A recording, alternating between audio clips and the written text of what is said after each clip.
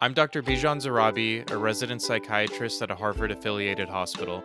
And I'm Macey Isaacs, a stand-up comedian who likes to speak openly about my own mental health struggles. You're welcome. This is the podcast SSRI'M OK. Serious side effects may include laughter. In rare cases, healing may occur. Rare? I hope it's not rare. How are you? I'm good. A little tired, but that's probably normal, I guess. How are you? I'm also tired, but that's just because this is interesting. So I'm on a journey for better sleep. Okay. And I have this Aura ring, I've told you about. Everyone who has a fitness tracker is going to tell you about it. But I like this one because I don't get texts on it or anything, It's not like I'm not getting phone calls on it. And it's been so incredible having this because I've always been tired my whole life, but I've always technically been in bed for a really long time. And now I finally know that I do not get good sleep. I typically get REM, but I don't get deep sleep, and I'm very restless, and it breaks down the different phases of sleep. And we will have a sleep episode. So the listeners can look forward to that. But when I was in Oakland doing shows, I slept on someone's pull-out couch, and they had a memory foam pillow. And I don't normally want a memory foam. I want to be able to really kind of rough it up, the pillow. I want it be able to take a beating. And also memory foam, don't remember me. You want it to forget me. Yeah. Yes. Yeah. But this is the only pillow really that I had. So I was like, all right, here we go. The only nights I've ever gotten deep sleep was on this memory foam pillow. Really? Yes. And so I ripped off the pillowcase and I was like, what is this pillow? And it definitely was their reject pillow, which is why it was on the sofa bed. But I found it was like this Brookstone pillow. I found it online. I ordered it. It came last night. It's like an $80 pillow, which I think is expensive. I mean, obviously, but then you think about all the stuff you spend money on, and it's like, this is something I sleep on every night. Anyway. Yes. So last night was the first night I tried it. I didn't get deep sleep, but I have a feeling that I'm going to finally tonight. If this pillow is not the answer, I'm getting a sleep study done. Oh my gosh. And we have a sleep apnea episode, then we'll talk about sleep studies. But someone told me this recently of anything that separates you from the ground is something that is worth investing a lot of money into in order to my ego. Your ego. Yes, exactly. That's not actually, no, I didn't even think about that. That's a problem, but no. Yeah, because I thought it was supposed to be grounded, but okay. Yeah. So down to earth. I was thinking of shoes. Shoes. Yes, okay. Shoes, a bed. Yeah, those are good. Ego, that's good. Yeah.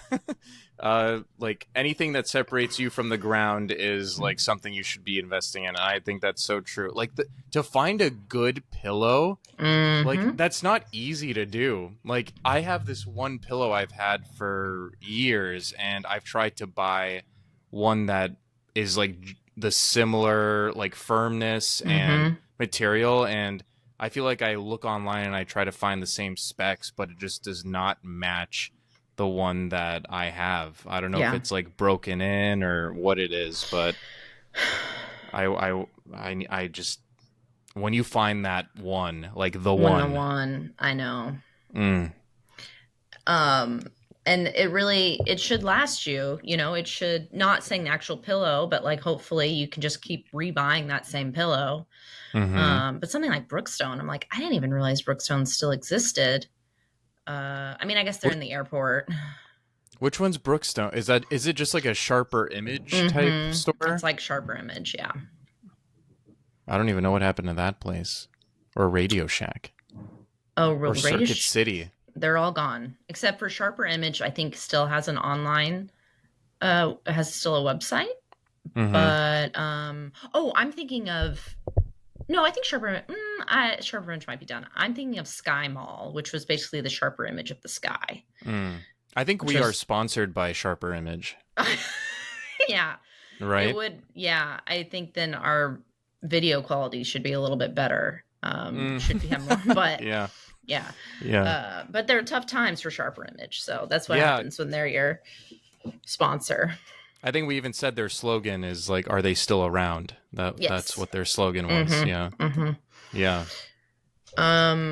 So that is, by the time the sleep apnea episodes comes out, I will have an update on this pillow and I'll be able to tell everyone if I'm finally getting deep sleep, because it would be so frustrating, because I'd be like, how could I have slept it doesn't matter if I'm asleep for 7 hours or 13, I feel the same. Mm-hmm. And it was just so frustrating. Yeah, oh my God, the relief you'll get from a good night's sleep. I want an update. I can't imagine who I'm going to be. Yeah, I'm scared. I'm scared too. I'm scared. If this is you on bad sleep, what are you capable of on a good night's rest? What emotions can I reach that I have not reached? Yeah. Whew. I don't know. It's maybe better for everyone that I'm tired. But this episode though is about boundaries. Nothing to do with sleep. No, that's actually one of the worst things we could have opened with to talk about. Completely unrelated. Because your sleep schedule requires boundaries. That was a good segue. I know. That was awesome. Okay, yeah. I take it back. I was completely wrong. It has everything to do with it, because you have to, set up, and you got to put your phone away, and that requires a lot of boundaries. I can't really do that. Maybe I got to do that before I get a sleep study. But and we have Leah Bonnema on, who's a comedian who is so funny. This is one of my favorite episodes. Me too. This episode, you'll hear me dying of laughter during it. And maybe you'll see it too if you check out our YouTube as well. Yes, whole video on YouTube. And before we start the episode, I did want to share with you this quote, Bijan, that I have saved on my desktop. I don't have a desktop computer, but the desktop on my laptop. It doesn't matter what machine I'm working with, but it says, quote, "If you do not take control over your time in your life, other people will gobble it up. If you don't prioritize yourself, you constantly start falling lower and lower on your list." End quote. Michelle Obama. And it's just a good reminder that, if you don't plan your own life, someone else will. Take control of your own circumstances. Take the reins. Yeah, this is an important topic, because I think a lot of people want to create a life for themselves and, do whatever they can to better it. And sometimes boundaries is like the way to do that, to kind of help prevent other people from taking over. At the same time, the word boundaries is something that needs to be talked about very carefully, because sometimes that term is used kind of like in a weaponized way to try to avoid accountability. And in this episode, we'll talk a bit about what does it mean to set boundaries and what is the focus when you're setting boundaries, rather than from a selfish perspective, but more from a relational perspective. So that is kind of one of the main goals of this episode. And I hope you listen, and we'd love to hear your feedback on what you think, or write to us, if there are experiences that you've had where you've had trouble setting boundaries, or you feel like it would have been appropriate, or maybe you felt other people were not setting boundaries appropriately. Let us know. We'd love to hear your thoughts. Yeah, we'll make sure to say your first and last name, your age, and where you live. Yeah, include all that. No, don't do that. All right. Okay, enjoy the episode.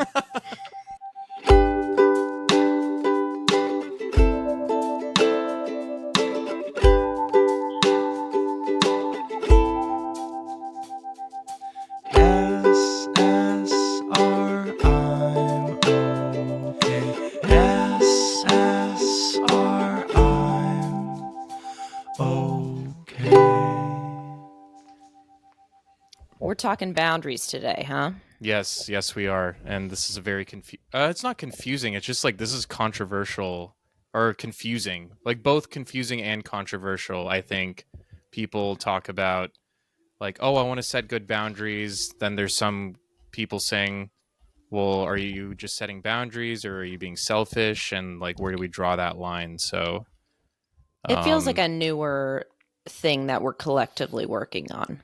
Yes, yeah, and hopefully this will help unveil what all of this is and how we can better work at it. Well, I guess like what even just are boundaries? So just pure definition-wise, boundaries are the limits you set for yourself to define what's acceptable and healthy in your relationships. So these are not... You're pretty much saying like, in my relationship with you, these are the things that are acceptable and healthy in my viewpoint, and I am going to enact what I can control to help promote that. There are different types, and I'll explain that further, but there are different types of boundaries people set. Like there's physical boundaries where it's referring to your own personal space. There's time boundaries, like how much time you're able to allot to something, and that can show up at work. And then emotional boundaries, like how much emotional energy you're willing to give or take in a specific relationship. Okay. Yeah, and there's like different, like I'll just give some examples. So the physical boundaries would be like personal space. So like I'm not into hugs, but I could shake hands. Time boundaries like work would be like I can help with that project or whatever you need me to help you with. I just need X amount of time to meet that deadline. And then emotional boundaries would be like, I appreciate what you're saying. I might need some time to process what you're saying. So it helps just define what we are comfortable with and what we are not comfortable with. Okay. At what point should I take any of this personally? If it sounds personal, if it sounds personal to you, I'm probably attacking you. So okay, yeah, but that's us. That's my relationship with because you. You seem to hug everyone but me. Is it you? I hope you're joking. I am joking, Bijan. Okay, I'm thank kidding. God. I'm kidding. Are you gonna call me out like this? No, I wouldn't do that. Although I'm tired of fist bumping you. No, yeah, it makes me think of Howie Mandel, though. You know, he's a germaphobe, and so he only fist bumps. And he fist bumped me the other night, and it felt intimate because I knew that's the most he was going to do. I've witnessed his fist bumping as well, and I feel like he's very proactive with it. Like he gets ahead of it. Before you even have an opportunity to shake hands or hug, he's already got his fist. Which is a great boundary, right? I mean, that's great. Excellent. Yeah. Mm-hmm. He's establishing it's not rude. He's meeting you where you're at to some extent. He's still initiating some kind of pleasantry, but he has his boundary. I'm not going to shake your hand, but this is what I can accommodate. And that's important. It's important. And let's talk about why this whole topic is important. Why are boundaries important? I think people make different arguments, but the argument that I like the best, that I think is the healthiest, is it helps prevent resentment and burnout in your relationships. And I like the idea of helping avoid resentment, because it's one thing where like if you're burnt out, it's kind of this one-sided thing in the relationship, where if you are framing everything and with respect to your relationship with another person, that it feels like that's a healthier way, and it feels less how do I say it, like less opportunities to be selfish, because your focus is on your interaction with the other person and can promote respect for them too. So you're doing it, I guess a way to look at it, a positive way, is you're doing it to help the relationship. You're not doing it to just help yourself. Right. And sometimes it is for yourself, but I think framing it in a way where I am helping myself in this moment, but it is because I care about this relationship in my life. And That's why I'm enacting it. I think some people get worried about setting boundaries because they think it's selfish, or I think that's a big one, is like, if you're someone who identifies as a people pleaser, you're not wanting to hurt other people. But if you can frame it like, well, I'm helping this because I care about our relationship and I don't want to build a resentment because of these things I'm feeling, and I'm feeling these boundary crossings. If I can communicate this, it helps the relationship. So I like that framing a lot better. I think sometimes we can just say, well, that's my boundary and I'm going to set that. And maybe that helps you in the short term where you're not committing to things or not putting a part where you feel like is too much for you. But at the same time, it's important to acknowledge, like, doing that too much and only for yourself can sometimes hurt your relationship and long-term affect you negatively. So I think though, it's really hard for me because I'm a people pleaser, and I just want to keep the peace. So I will yes. So I would much rather just harbor resentment. What an honest thing to say. And I think what you're saying is very common, because it's like the discomfort it takes to set a boundary, like that is so strong that it outweighs the potential benefit that you would get from setting that boundary. Correct. Is that right? And that's not true. I don't think that's actually true, but that's how I feel. I think that's how people sincerely feel. I think that's like a sincere sentiment people have, is like, I would rather just, I don't think they think about it as resentment, but they're like, I'll just like cross this little boundary because it's like easier to do. But I don't think we are as conscious about the negative to that, is that it does build a resentment, and sometimes that resentment can come out in different ways and actually hurt the relationship. I think you'll find like resentment can come in ways of avoidance. So you start avoiding that person. You're spending less time with them. Maybe you're avoiding mutual friends. Maybe you're avoiding certain places or situations because it's associated with that person. And I would invite people to think about, assuming this is like a healthy relationship, otherwise, is your avoidance of that person related to this resentment you've built up from not setting boundaries? I think that's an important point, because I think one thing, the Surgeon General warned about this epidemic of loneliness, and I think there really are health consequences to being alone. And I think there is this balance of acknowledging our mental health and what we can do to support it ourselves. At the same time, relationships are also important to our mental health. And if we can find a way to balance our individual needs while also keeping in mind the well-being of others, I think we can strike a balance that will be even more optimal for mental health. Yeah. And I want to kind of talk, I want you to tell me kind of like how to even do this, how to even set boundaries, or but I also feel like it's so hard to even sometimes know what your boundary is. Yeah. Yes. And that's like another level, but that takes a lot of you got to reflect, self-reflection to feel like, what was it exactly that I didn't like? And then you have to not beat yourself up, because what I like to do is I like to, if I'm bothered by something, try to get myself to not be. How do you get yourself to not be? You can talk yourself out of anything. What have you talked yourself out of? Yeah, it sort of goes back to our. Sorry, Pop-Tart's scratching the floor. That's okay. Pop-Tart is your dog. Yes, Pop-Tart is my dog, and she likes to scratch the hardwood floors, and I say she's DJing. But and as a renter, she can scratch the floors. I don't care. That's my boundary.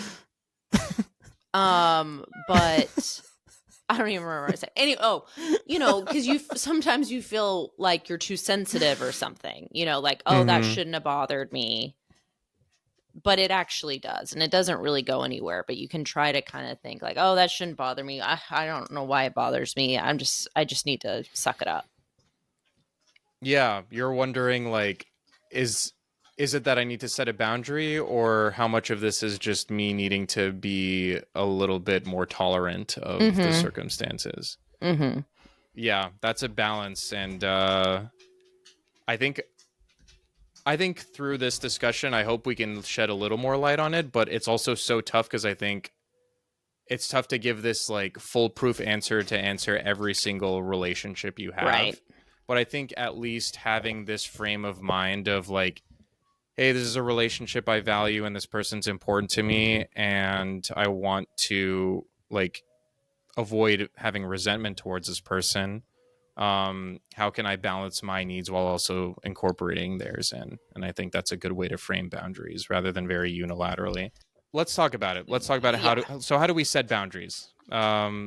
First thing is you mentioned self-reflection. So first off, like, what do you need? What are your needs? Like, notice when you feel drained or overwhelmed or uncomfortable, and think about why that is. Like, was there something that, are you overextending yourself in one of those domains, time, physically, emotionally? And think about what you value in the relationship to remind yourself what you and the other person have to gain from this discussion. So like the other person is gaining, you're gaining kind of less negative emotions of being drained and overwhelmed, and the other person is gaining potentially more of your time and willingness to engage in the relationship. Another point is use I statements when you're making boundaries. So use I. If you use Captain. I, Captain. If you Different use I, that's is that spelled AY? AYE, I believe. Yeah. Oh, a. Those are A statements. Have you ever heard a pirate that's just like a? Yeah. That's my stand-up routine.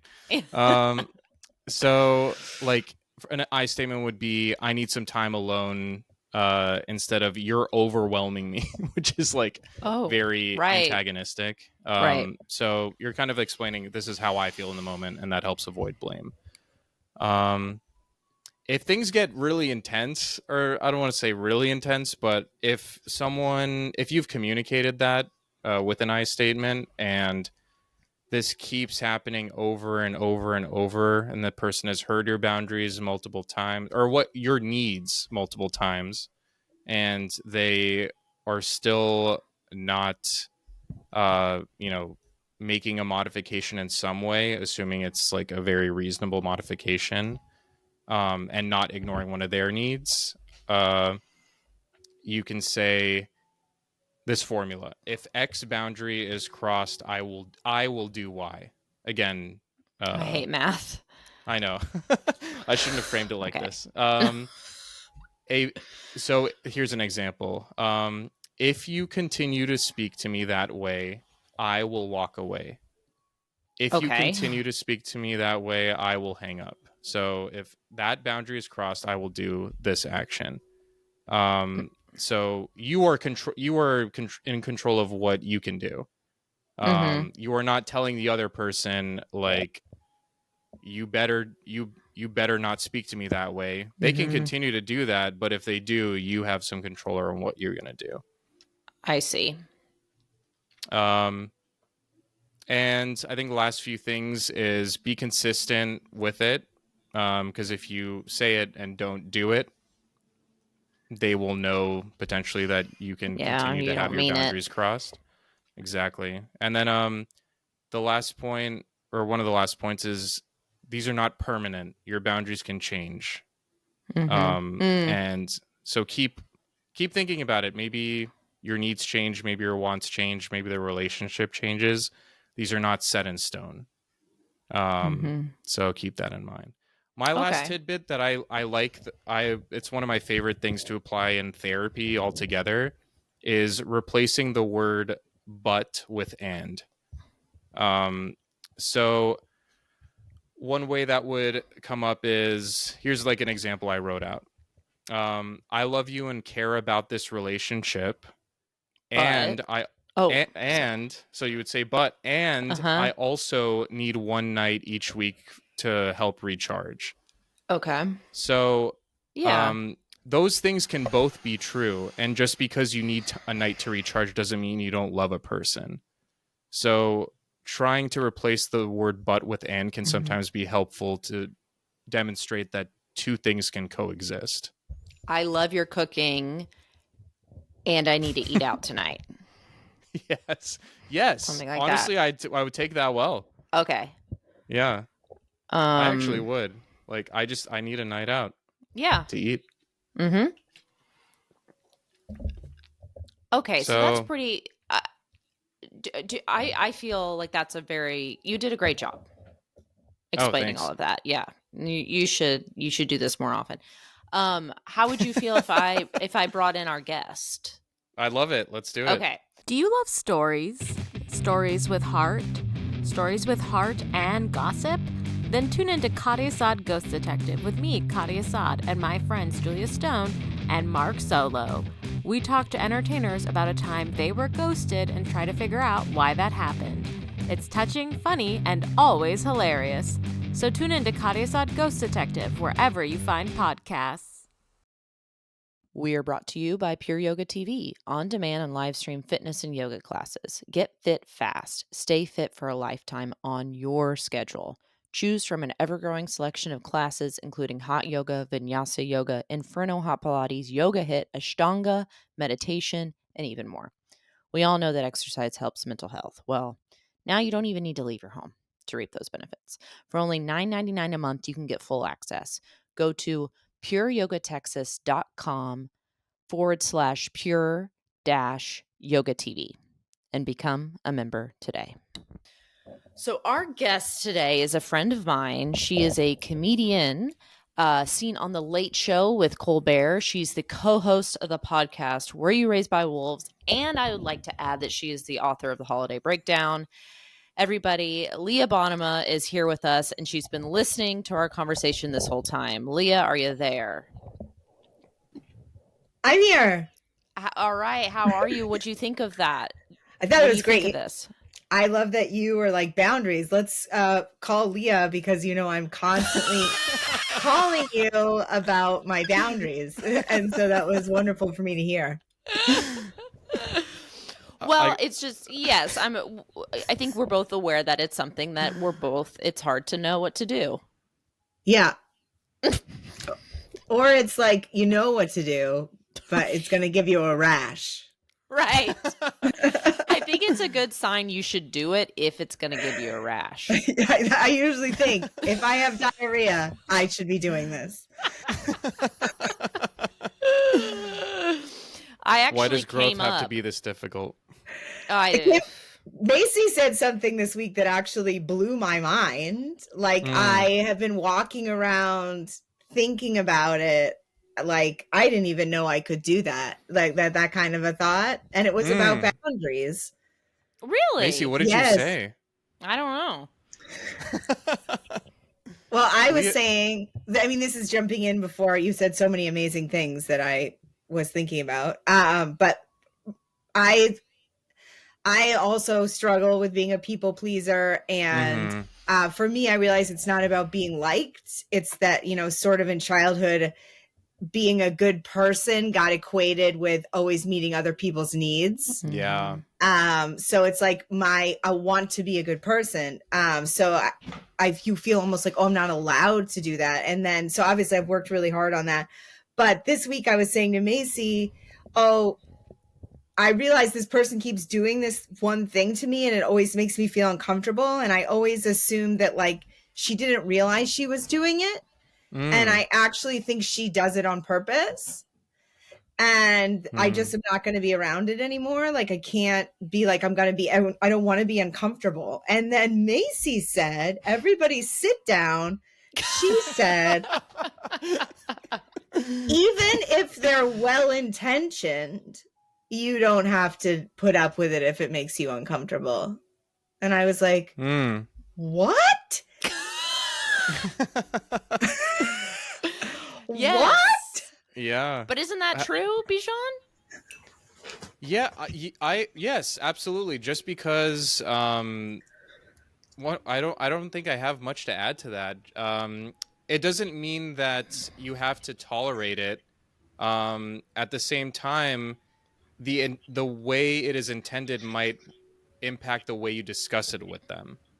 Yes, I could see that. You know, like if someone sincerely doesn't intend to cause harm, but they happen to be doing it unintentionally, you might come into the conversation a bit more like, hey, like I appreciate, I like our relationship a lot. I start to feel this way when this thing is done. And I think one way where I think we talked about this a bit on our gaslighting episode, but if you notice the person is willing to engage you in a dialogue and express some kind of like, sadness for how they made you feel, or like open to hearing your discussion, I think that's a good sign. If the person is immediately defensive and starts kind of blaming you for the way things are occurring, or blaming it on you, then maybe that's something that's kind of a little bit stranger. But regardless, I completely agree with Macey's point, is just because someone is, regardless of the intention, it doesn't mean you have to tolerate it. Yeah, I just always, I think I most of the time think everybody's well-intentioned, but then I go, they're going through a lot. They're dealing with something. I can let this go. And then you're like, oh, you don't even have to. You can be like, no.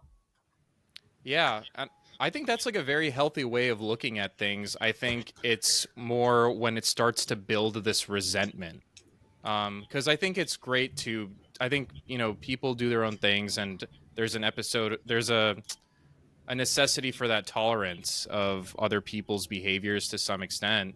But when you find yourself building this resentment where it's affecting you and the relationship, I think that's a very appropriate time to start having discussions, or like going into the realm of starting to set boundaries. Does that resonate at all? Or yes, and I feel like I have a history too of always like giving someone the benefit of the doubt and being like, well, I know exactly why she said that to me. That's not about me. That's about this, or whatever.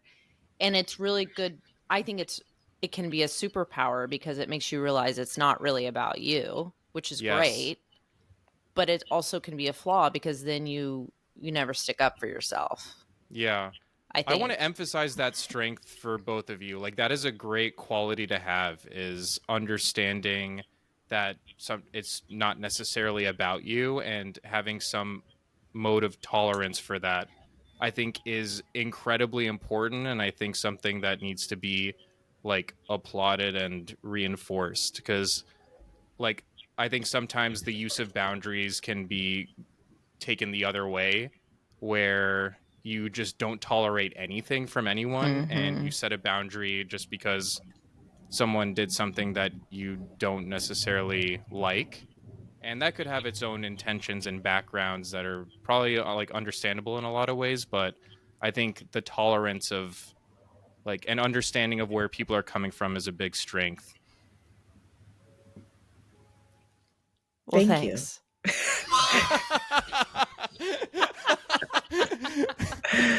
That was me going into psychiatry mode for a second. Thank you so much. Like, thank you. Yep. Thank you. But we can go ahead and go into more. I can go into more of my flaws if you'd rather. I feel more comfortable with that. I want to hear more from Leah. Yeah. Oh, sorry. Go ahead, Macey. No, that's it. Me too. Okay. I do think in my close relationships I have, because I would rather somebody tell me. I want to be told. That way I can either fix it or be like, no, I'm doing that on purpose. You know what I mean? Yeah. I don't, but I do feel very lucky that I feel like my closest relationships have that. It's more random. And did you read the book, The Gift of Fear? No. By Gavin de Becker. I saw the cover. I love that book. It's my favorite nonfiction book. He has this thing where I never even thought about this as boundaries, but I do notice it more with people. It's people that like don't even like, they won't like like small things like, hey, do you want pizza? And you go, no, thank you. And then they're like, try it. Yeah. Try it. And you know what I mean? And you're like, gosh. oh, that's already, because I do know a lot of those people. And so now you're like, you know, it's more like things where you're like, I don't want to have to try pizza and I don't want to have to explain why I don't want to. I'm a full-grown adult. I've tried that pizza. That's all it takes for me. No, I'm okay. Try it. All right. Dude, my mom was like that. I think all of our moms are like that. Yeah, that was my childhood. Like, oh, I'm okay. Try it. No, I really don't. You need to try this. I mean, there's a whole I'm glad to hear it wasn't just Iranian families, but there's a whole stand-up bit about I don't know, it just becomes the conflict of the week if you don't try something, especially like something your mom made. It's like insulting. I think we should pull what mom makes off the table, because where my mom tells me to try it, I'm trying it. I mean, that's. I think you let that resentment build. It's weird if it's like Daniel telling you. Like, it's weird if it's just like a person and you're like, no, you're not my mom. If you were my mom, I would try it, but otherwise, no, I'm not. What are you doing? Exactly. That's a good rule of thumb, though. If they're not your mom. Yeah, I like it. Don't you have some myths, Bij, you were going to tell us about? Oh, yeah. I think we've like kind of talked about it a little bit, but let's go one by one. I think number one is setting a boundary is always healthy, and people are wrong if they don't respect it. So that's a myth. Sometimes the concept of boundaries is, we've talked about this, like misused to control, manipulate, or avoid accountability in relationships. And I came up with a list of ways that people can, quote unquote, weaponize boundaries. So one example is people can use boundaries to avoid accountability. So this is an example. It's my boundary that I don't talk about things that stress me out. And this is, people can use this to avoid apologizing after they hurt someone.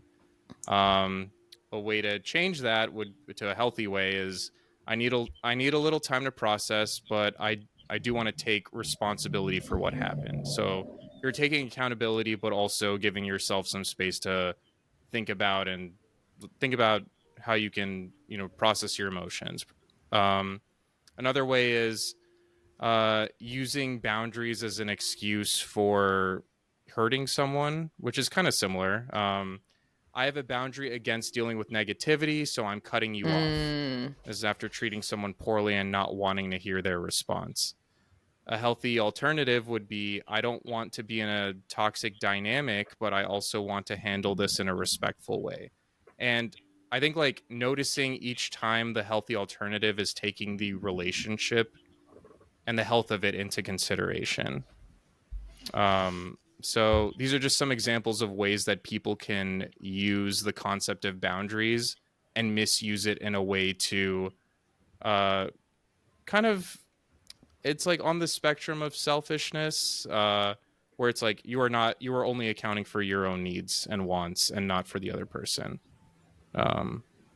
And I came up with, there's this list of how can you tell if it's a boundary or coming from selfishness. So a boundary is focused on self-care and mutual respect. Selfishness is focused on personal gain at another person's expense.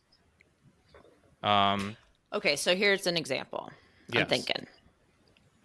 A lot of moms feel guilt anytime they do anything for themselves.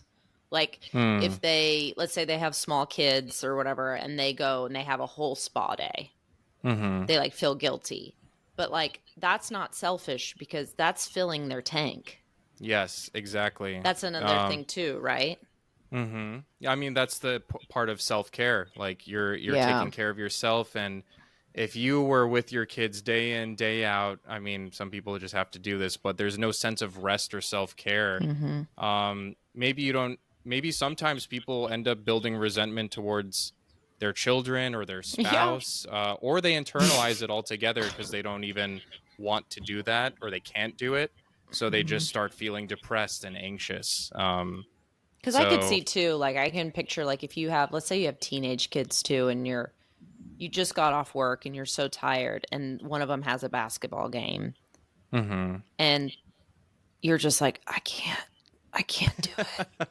And like, because there's a million basketball games, you know, but it might hurt your kids' feelings. So like, no, you're supposed to come to all of them. Yeah. But you don't. You take a bath. Yeah. And that's okay.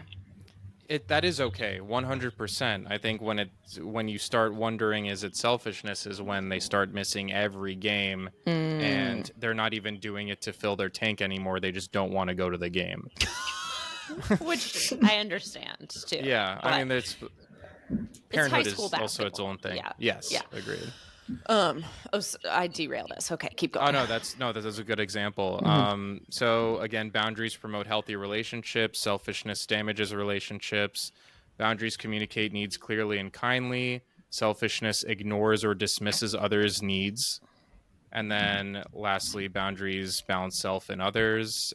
Selfishness centers only on self. So if you're wondering, if you're setting a boundary and you feel like you are only thinking about your own experience, I would take a moment to think about what would the other person's reaction be. And just because it's negative doesn't necessarily mean that what you're doing is bad, but think about the concept of, am I doing this for the relationship or purely for myself, and actually completely ignoring the other person. And same if you're on the receiving end of it. Like, did this person completely bypass my say or wants? Was there some consideration made to it, or was it completely one-sided? I think those are some considerations to make. I actually came up with some scenarios that I was thinking Leah and we could role play. Okay. And we can have Bijan tell us if we're doing it right. Okay.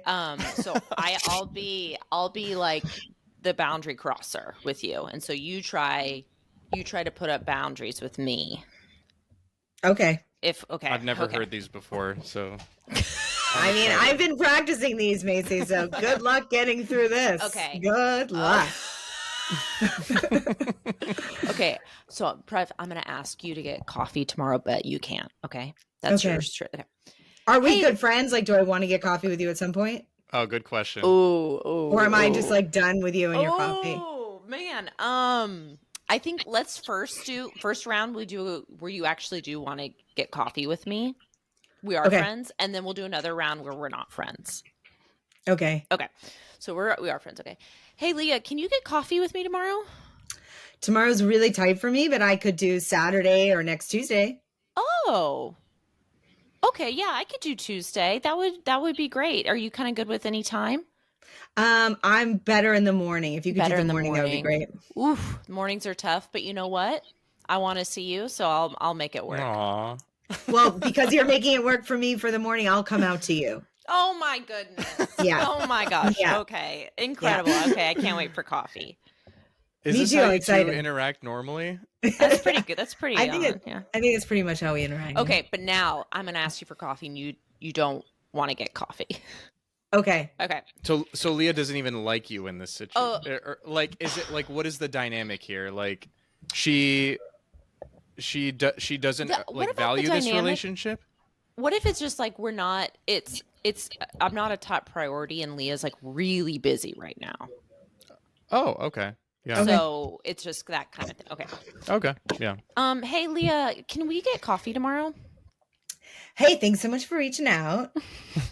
I'm I'm in the middle of a bunch of stuff right now, so it's not a good time for me, but let me reach back out to you when I'm out of this whirlwind. What do you have going on? I got a lot of work stuff and some social and some personal things that I want to talk about. Oh, but thank you. Oh, you don't want to? Okay. Well, I mean, but it would just be for like 15. I really just need like 15 minutes. My tank is empty.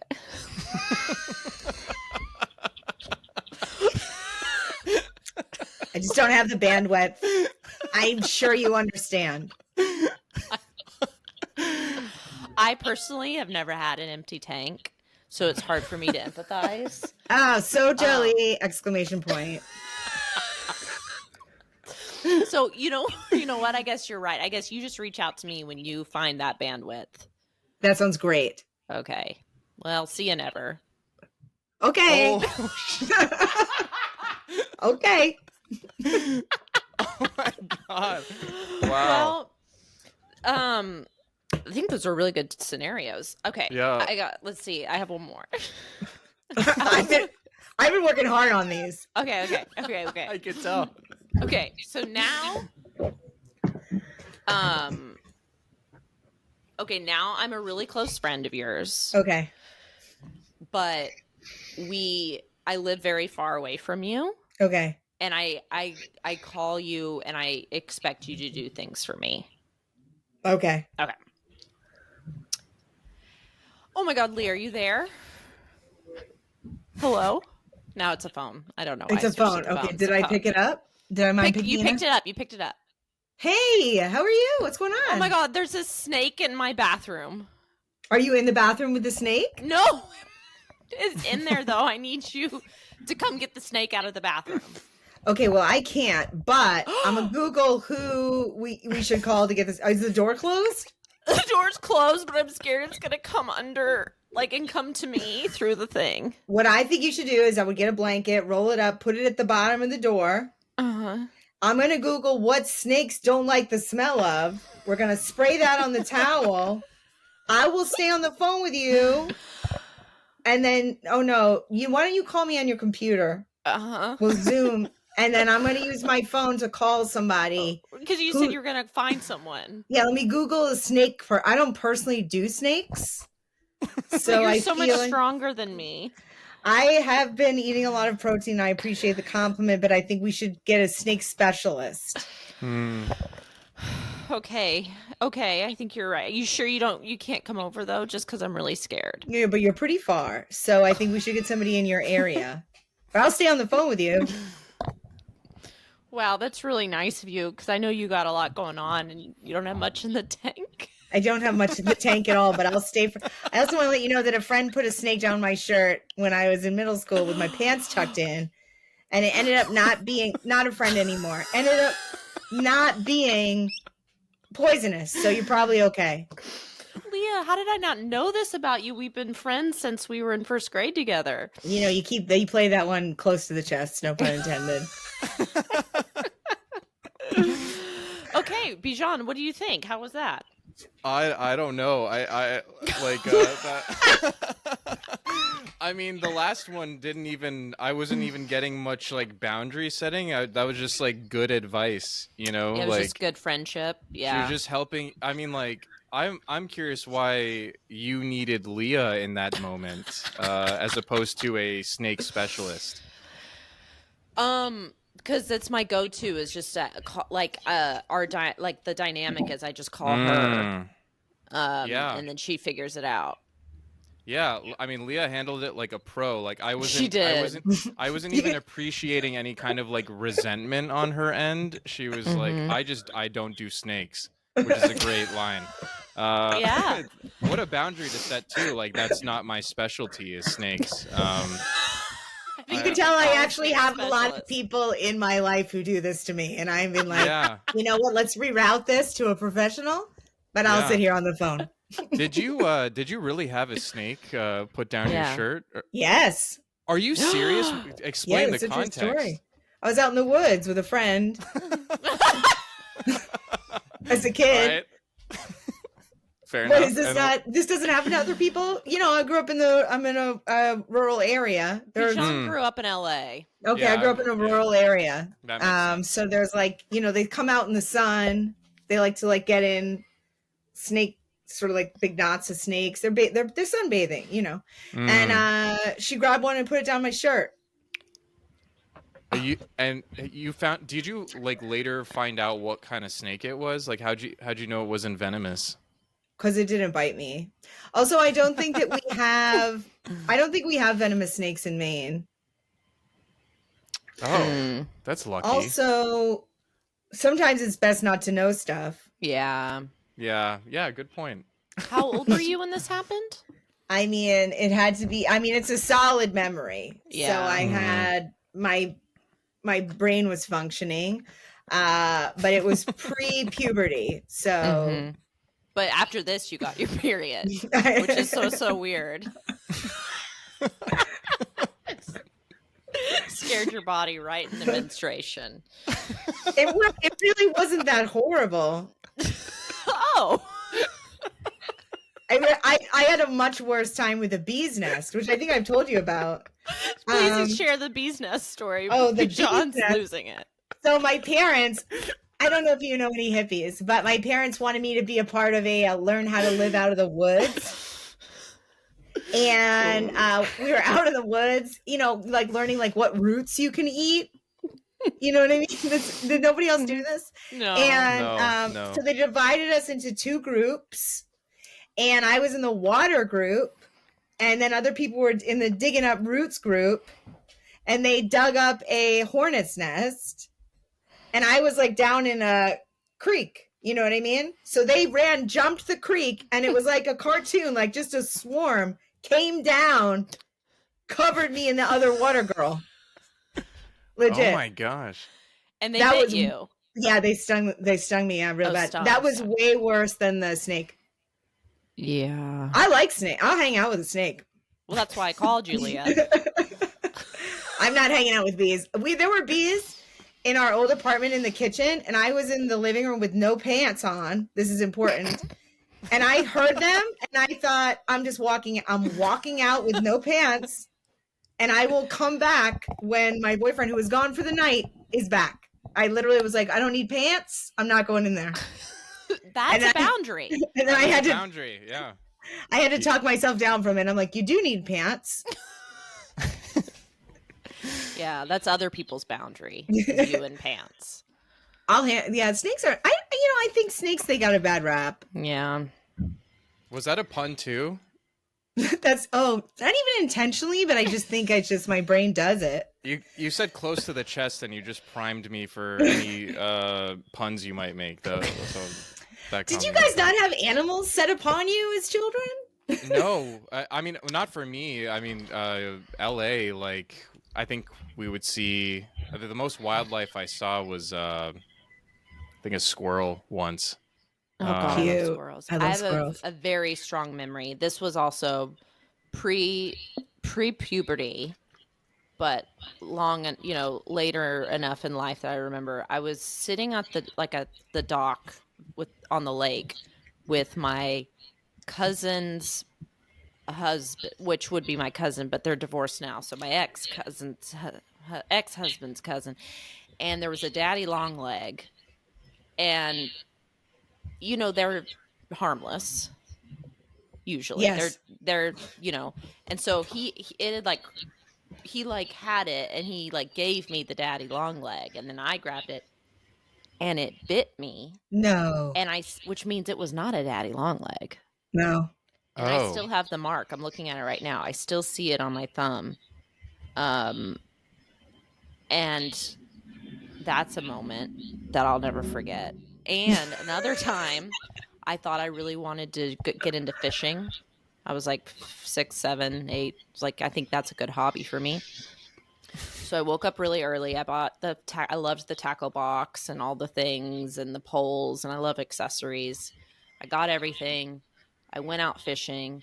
My dad and I were sitting out there. I caught a fish, and then I let it go because I didn't want to actually hurt the fish. But then I spiraled and cried a lot because I realized I punctured the fish's. Obviously, I didn't realize I was hurting the fish. No, and then I know.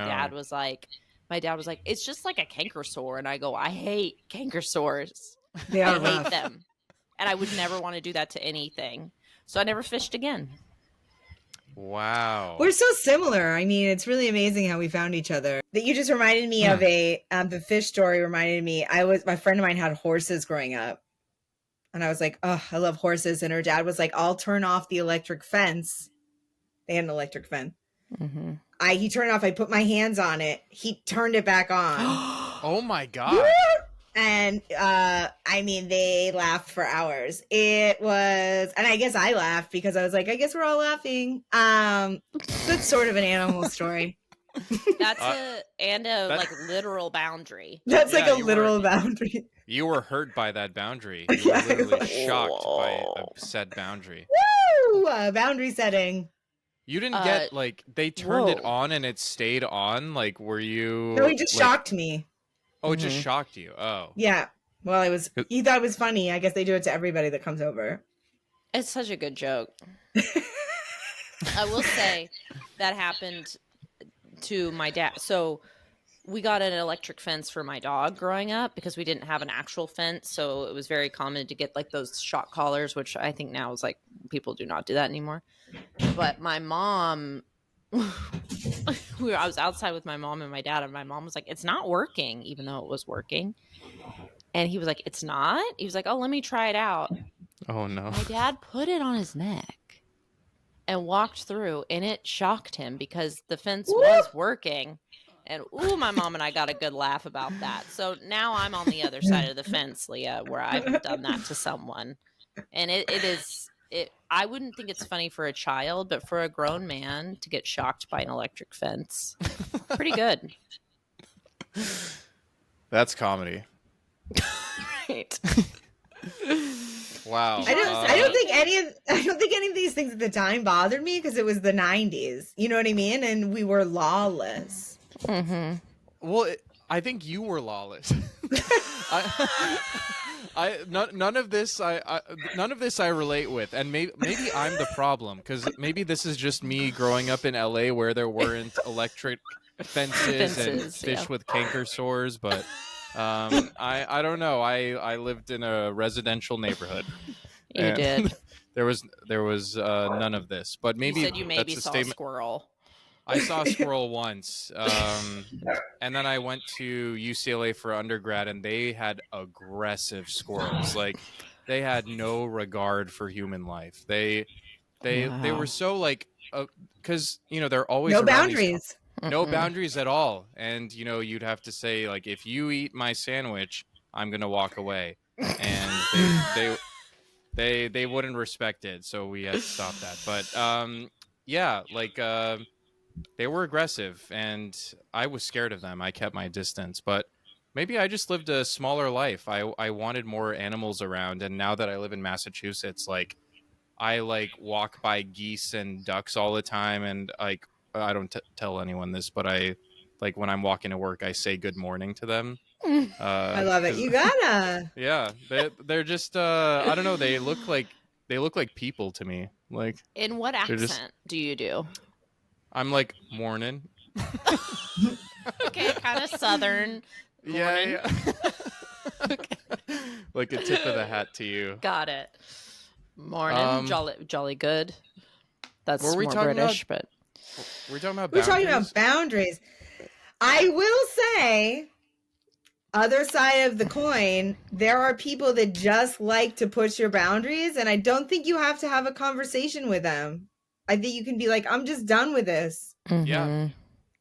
I think if a person is testing your boundaries for their own enjoyment, going back again to, is this a relationship you want to have? I don't want that. I don't want someone who is just like, for what? What are you trying to gain from that? Well, I guess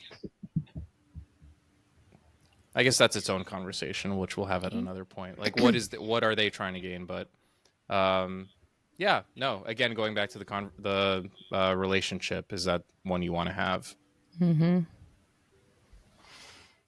It's just not a nice feeling to constantly it's not a nice feeling to constantly having to reset your boundaries. Mm-hmm. Yeah. Like, yeah, go ahead, Macey.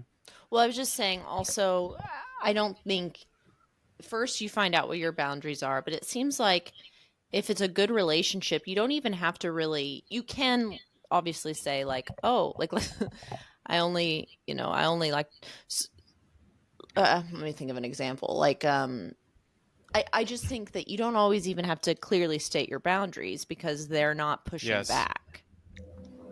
The reason why you would have to very clearly state your boundaries is because this person is like pushing and like being like, well, why can't I see you tomorrow? Or that kind of thing. Yeah. Like, like in those scenarios you were like making up, Leah, one thing you did that was really good. And I think the first one that went really well is Macey was asking and you were like, that my morning's really crazy, or like my morning, it's like, and then you offered an alternative. I think like you start with just kind of like bare bones, limited information and offer an alternative. And I think in like the more problematic scenario, Macey kept pushing and pushing and pushing. And then that would be a time for an appropriate boundary. But if someone is like just asking like a once, maybe twice for clarification, that's not necessarily a time where you need to be like, if you ask me that, I will step away from this conversation. Like, not every like question needs to have some kind of boundary. But Howie Mandel taught us, get ahead of it. Yes. Fist bump before I can go in for the hug. Yeah. Have you been fist bumped by Howie Mandel, Leah? I haven't. Oh. God, I'm sorry. I'm sorry, I'm not going to make it about me. My new favorite thing to do is it is a form of boundaries, is watching how everybody makes everything about them.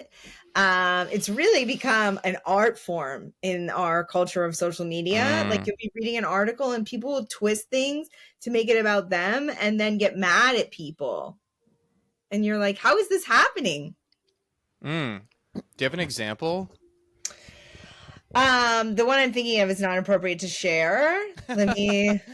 Well, a part of what you're saying, like I relate with. What was it? Well, I think I relate with in the examples of, like someone shares their own experience and then someone kind of just catapults off of that to just describe what they're going through, but doesn't necessarily acknowledge what they just heard from the other person. Like, oh, my goldfish died, and they're like, oh my gosh, well, I had a cat that died. Like, and it's like, all right, well, I'm sad right now about my fish. But I guess that's kind of like a tangent to what you're describing, or maybe similar. I think it's in the same family. I have a joke about, because this was a true story. I had a tote bag with a dog shelter that I volunteered at on it. And this lady walked up to me completely seriously and was like, why can't you save cats? Why do you hate cats? And you're like, how is this about you? And then she's like, I love my cats. And you're like, literally, I'm not commenting on your cats. This has nothing to do with your cats. Like, what unhinged thing is going on with you?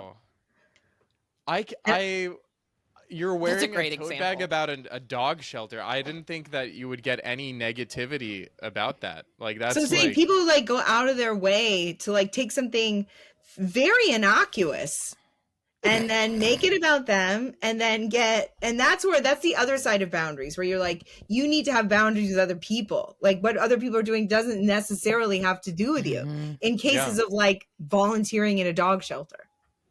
Where was this woman? Was this in Maine? No, this was here in LA. Okay. I was gonna say, maybe this is a Maine problem. There's like people throwing snakes down your shirt and criticizing your volunteer work. No, I do think what Maine is. I was at the movie theater when it came out. Am I oversharing? No. And Stephen King, movies are in Maine, and in the beginning of it, the kids are like out and they're throwing rocks at people. And I was like, oh yeah, I was like total main activity. And really? This is what and he's like, you guys like hurled rocks at each other? I was like, did you not as a kid? I didn't know. Or like we used to put like apples on the end of sticks and then just whip them at each other. And I just think, we grow up, we're resilient. You know what I mean? We are resilient people. Yeah. Wow. Yeah.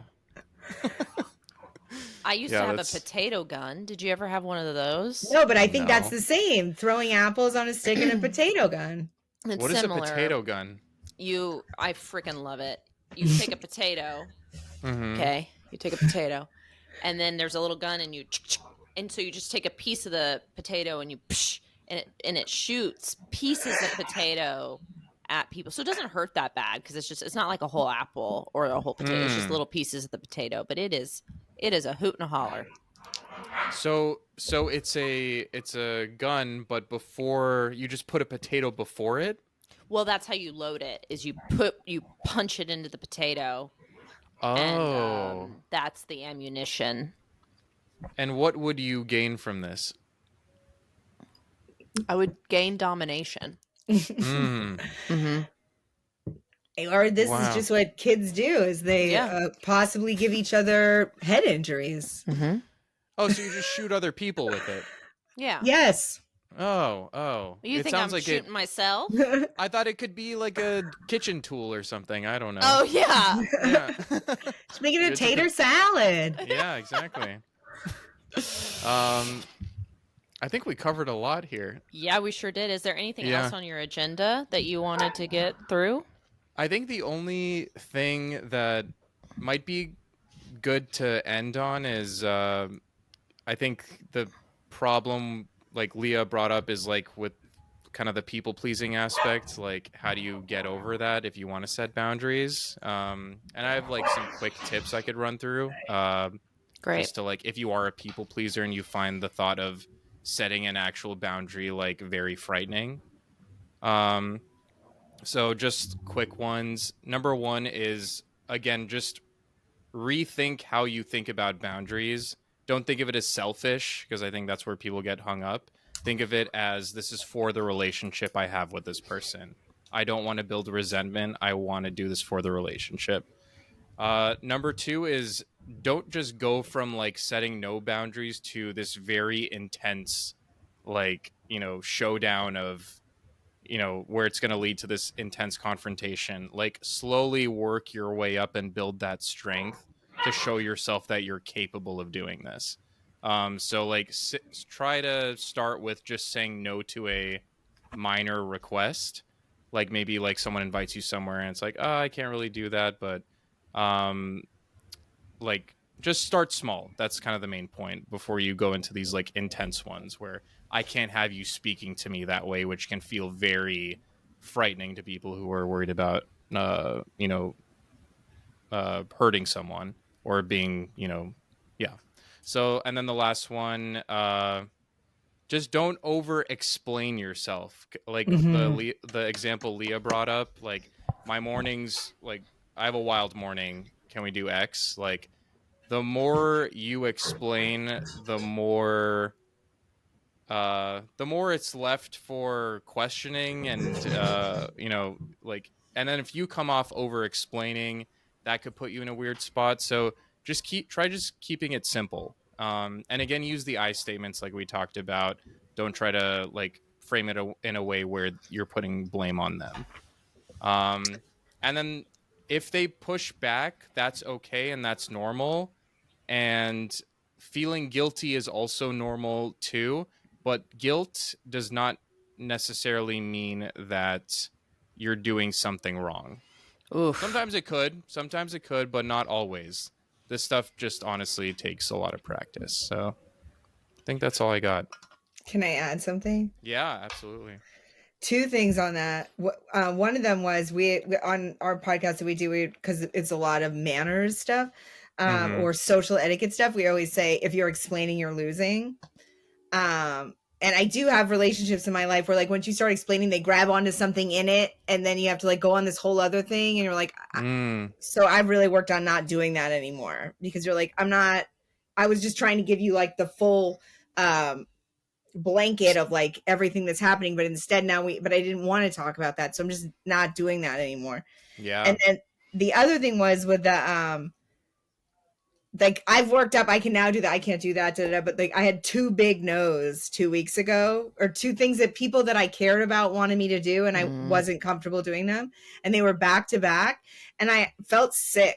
But I was like, you know what? You're just going to feel uncomfortable.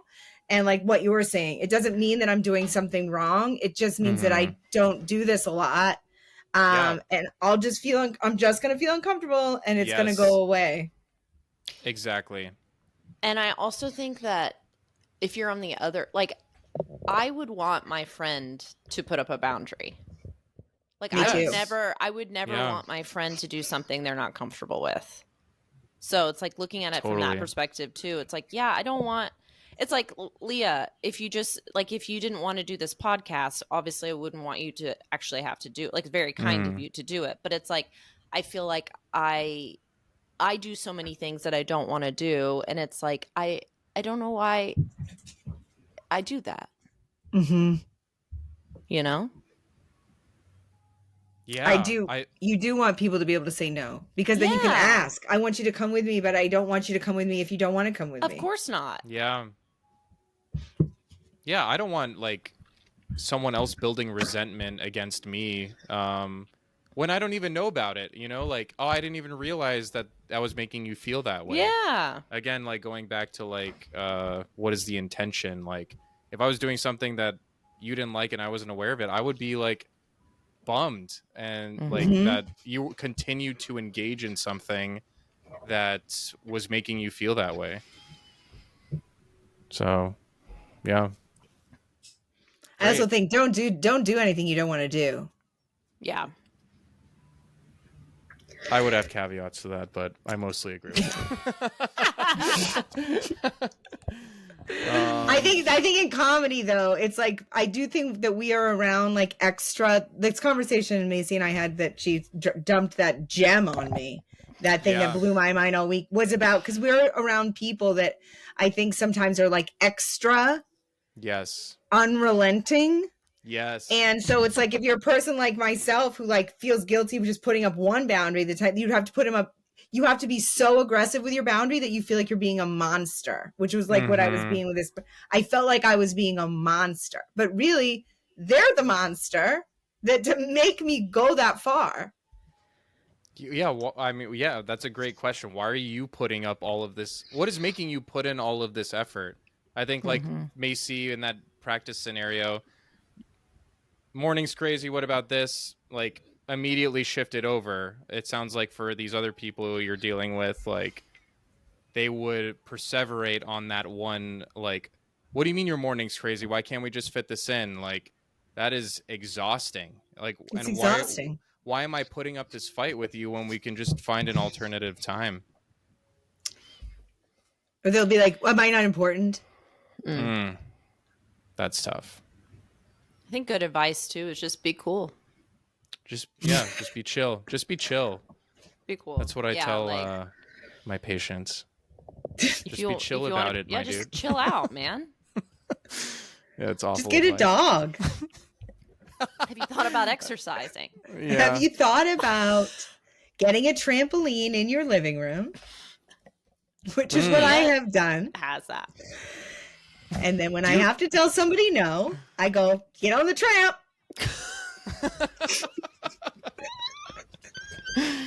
Wow. Jump it out. Just jump it out. Jump it out. Well, I think thank you. Yeah, thank you. Leah, seriously, thank you. I loved this episode. This was a lot of fun. Thank you for joining. Thank you for having me. Immediately I'm like, did I talk too much about bees? No, loved it. Any final plugs you want to give? Yeah, where can they find you? Yeah, where can we find you? Macey, thank you so much for bringing out my holiday book. I did write a holiday book. I like holiday rom-coms because they make me happy. And that's called The Holiday Breakdown. And I have a new website, leahbonnema.com, that has all my links, my Instagram. I'm trying to get on those socials. So I'm on Instagram. I am unwillingly going to TikTok. Talk about doing something you don't want to do. And everything's at Leah Bonnema, LeahBonnema. Our podcast is called Were You Raised by Wolves? Thank you for having me. Oh, awesome. Thanks for joining. Yes, this was great. Was such a great episode. Thank you.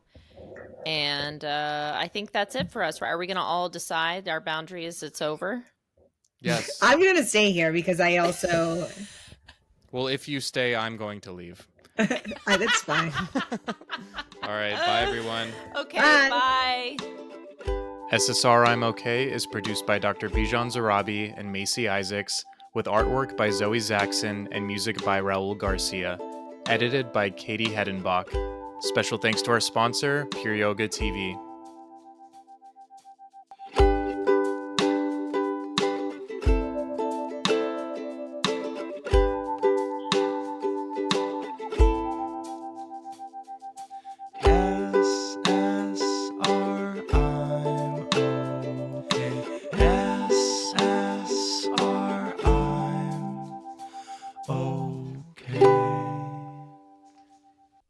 The information provided in this podcast is for educational and informational purposes only and is not a substitute for professional medical advice.